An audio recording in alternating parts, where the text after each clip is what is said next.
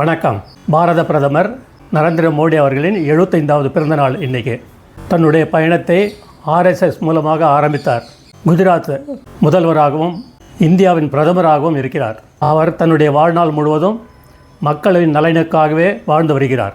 குஜராத்தில் அவர் முதல்வராக பதவியேற்றதும் முதல் வேலை சபர்மதி நதியை சுத்தம் செய்து படகு விடும் அளவுக்கு சரி செய்திருக்கிறார்.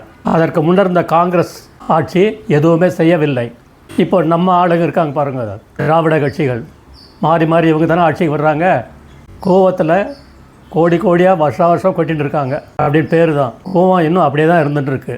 அவர் பிரதமரானவுடன் இந்தியாவிற்கு மக்களுக்கு சேவை செய்து கொண்டிருக்கிறார். இவர் போகும் இடம்லாம் நிறைய பேர் பரிசுகள் கொடுப்பாங்க. அந்த பரிசுகளை சேர்த்து தன்னுடைய பிறந்த நாள் அன்றைக்கி அரசாங்கம் மூலிமா, ஏன்னா அரசாங்கத்தில் அவர் கொடுத்துருக்கார் எல்லாத்தையுமே, அரசாங்கம் மூலிமா ஏலம் விட்டு அந்த பணத்தை நமாமி கங்கா திட்டத்திற்கு கொடுத்து விடுவார். மோடி இன்னும் பல ஆண்டுகள் வாழ்ந்து தேசத்திற்கு நல்லது செய்ய வேண்டும். ஜெய்ஹிந்த்.